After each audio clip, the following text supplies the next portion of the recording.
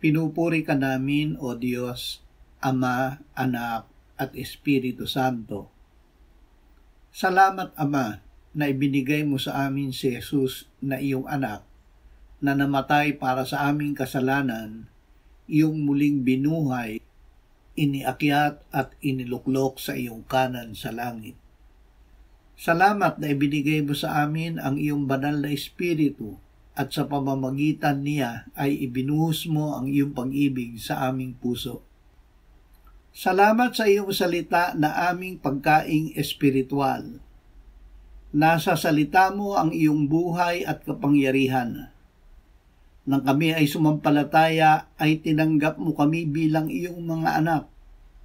Salamat sa buhay na walang hanggan na kaloob mo sa amin, sa pamamagitan ni Jesucristo na aming tagapagligtas. Amen.